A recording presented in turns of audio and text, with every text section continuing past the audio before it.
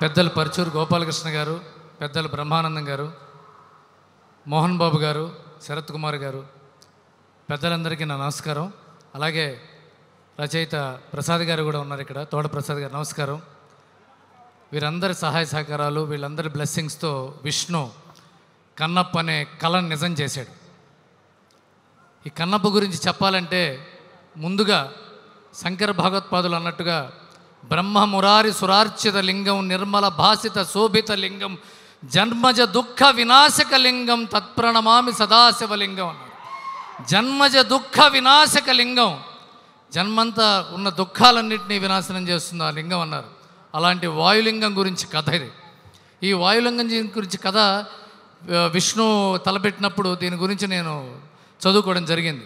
మొట్టమొదటిసారి 12వ శతాబ్దంలో పెరియ పురాణం అని తమిళనాడులో రాసిన పుస్తకంలో మొట్టమొదటిసారి కన్నప్ప దర్శనం ఇచ్చాడు. ఆ తర్వాత హరిహరుడు అనే కన్నడ కవి బసవ పురాణం అని కన్నడలో రాశాడు. ఆ తర్వాత 16వ శతాబ్దంలో ధూర్జటి మహానుభావుడు విష్ణుమూర్తికి పోతన ఎలాగో శివుడికి ధూర్జటి అలాగా, అలాంటి గొప్ప కవి గురించి బ్రహ్మానందం గారు చెప్తుంటే ఒళ్ళు పులకించిపోయింది, రోమాంచితమైంది. అలాంటి గొప్ప వక్త, అలాంటి గొప్ప వ్యక్తి మనకి సినిమా ఇండస్ట్రీలో ఉండటం మనం చేసుకున్న సౌభాగ్యం. ఇలాంటి వాళ్ళందరూ, గోపాలకృష్ణ గారు డాక్టరేట్, అలాంటి వ్యక్తి ఈ స్క్రిప్ట్ మీద సూపర్విజన్ చేస్తూ అణువణువున చంటి బిడ్డని చేతిలో పట్టుకు నడిపిస్తున్నట్టుగా విష్ణుబాబుని నడిపించుకుంటూ ఈ సినిమా చేశారు. నిజానికి మీ అందరికీ నిజాయితీగా నేను చెప్పాల్సిన విషయం ఏంటంటే, కన్నప్ప సినిమా విష్ణు చేస్తా అన్నప్పుడు, మోహన్ బాబు గారు నిర్మిస్తా అన్నప్పుడు నేను కొద్దిగా భయపడ్డాను, కొద్దిగా బాధపడ్డాను. ఎందుకు ఇంత ఖర్చు పెట్టి అవసరమా, ఇంత వాలటైల్ ఇండస్ట్రీలో ఎందుకంటే నాకు వాళ్ళంటే ఇష్టం, ప్రేమ, అభిమానంతో భయపడ్డా. అవసరమా అని. ఆ తర్వాత నాగేశ్వర రెడ్డి గారు, ఈశ్వర్ రెడ్డి గారు రోజు చెప్పారు, లేదు బ్రహ్మాండంగా వస్తుంది అన్నారు. ఎంత బ్రహ్మాండంగా వస్తే మాత్రం ఏంటి సార్, ఏం బ్రహ్మాండంగా వస్తుంది అని నేను మళ్ళీ వాళ్ళతో ఆర్గ్యుమెంట్ చేశాను. నిజంగా చెప్తున్నా విష్ణు. ఒక రోజున యాక్టర్ బ్రహ్మాజీ ఇక్కడ ఉన్నాడో లేదో తెలీదు, హైదరాబాద్ న్యూజిలాండ్ నుంచి ల్యాండ్ అయి చెప్పాడు, what a film, what a shooting అన్నాడు. ఏమైందన్నా, ముఖేష్ కుమార్ సింగ్ జీ ఆప్కే బారే మే బాత్ కర్ రహే హం. ఎక్స్ట్రాడినరీ సినిమా తీస్తున్నాడు విష్ణు, ఎక్స్ట్రీమ్లీ గ్రేట్ ఫిలిం చేస్తున్నారు అంటే. ఆ తర్వాత నేను మోహన్ బాబు గారితో కలిసి నేను చెప్పా, బాగా వస్తుంది సార్ అని. ఒకసారి సినిమా చూస్తావా అని అడిగాడు ఆయన. చూస్తాను సార్ అన్న. మీరు నమ్మండి, మోహన్ బాబు గారు నన్ను చేతిలో పట్టుకుని కూర్చోబెట్టి థియేటర్లో పైకి వెళ్ళిపోయి సినిమా చూసి పైకి రా అన్నాడు ఆయన. ఫస్ట్ హాఫ్ చూడంగానే నేను ఒళ్ళు జలదరించింది. ఏంటిది, వాట్ ఈస్ దిస్, ఇంత గ్రేట్ ఫిలిం తీస్తారంటే వీళ్ళు అని చెప్పి. సార్ అది ఎక్స్ట్రాడినరీగా ఉంది sir cinema, extremely good film అంటే. ఇది పైగా ఇది ఫస్ట్ కట్, ఇది యాంథోనీ సార్ చేసిన ఫస్ట్ కట్. దీని తర్వాత మిగతాది సీజీలు వస్తాయి, మ్యూజిక్ వస్తుంది, తర్వాత చాలా వస్తుందంటే when I'm going to watch the second half అన్నా. నాకేమో ప్రభాస్ని చూడాలని కూడా కోరుకుంది. ఆ తర్వాత స్టీఫెన్ దేవసి గారు, sir salutes to you sir.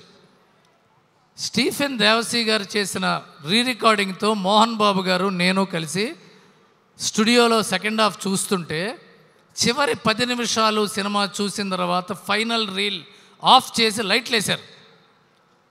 3-4 నిమిషాల పిన్ డ్రాప్ సైలెన్స్లో ఉంది నాకు. నేను వెళ్ళి ఎలా చెప్పాలి నా ఆనందాన్ని అని లేచి వెనక్కి తిరిగి చూస్తే నా కళ్ళన్నీ ఆనందంతో ధార అయిపోయినాయి. చొక్కా తడిసిపోయింది. దిట్ నాట్ ఏ జోక్, అతిశయోక్తి అసలు కాదు.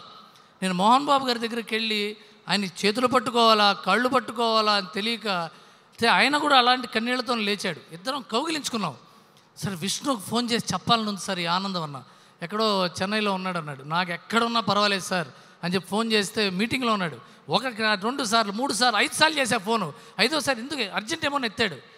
ఎత్తిన తర్వాత నాకు మాట్లాడడానికి మాటలు రావట్లా. ఏం మాట్లాడాలి, ఎలా ఉందని చెప్పాలి సినిమా, ఇంత అద్భుతంగా ఉందేంటి sir. I will promising you guys, interval తర్వాత 15వ నిమిషంలోనో 16వ నిమిషంలోనో రెబల్ స్టార్ ప్రభాస్ ఎంటర్ అవుతున్నాడు ప్రభాస్. అక్కడ నుంచి 26 నిమిషాలు 27 నిమిషాలు చెప్తున్నాను విష్ణు, ప్రభాస్, విష్ణు, మోహన్ బాబు గారు, అక్షయ్ కుమార్, అసలు కీర్తి ముకుందాల అద్భుతం, ప్రీతి ముకుంద ఎక్స్ట్రాడనరీ ఉంటుంది. అక్కడి నుంచి ఆ తర్వాత మొదలవుతుంది Vishnu performance. Stephen Devassy re recording song ఉంటుంది. ఆ అయిపోగానే విష్ణు ప్రభాస్ గారి ఎపిసోడు. అక్కడి నుంచి I'm telling you it is going to be one of the most memorable films of Telugu cinema. And నేను విష్ణు చాలా మంచి నటుడు, చాలా డిసిప్లిన్డ్ యాక్టరు, ఎంతో టెక్నీషియన్స్ని గౌరవించే యాక్టరు. అలాంటి వాడు డబ్బింగ్ ఎలా చెప్తాడు? ఎందుకంటే ఇది పౌరాణికం సినిమా, ఇది జానపదం పౌరాణికం మిక్స్ సినిమా. ఇది దీనికి ఎలా చెప్తాడని చెప్పి మనం చూసా.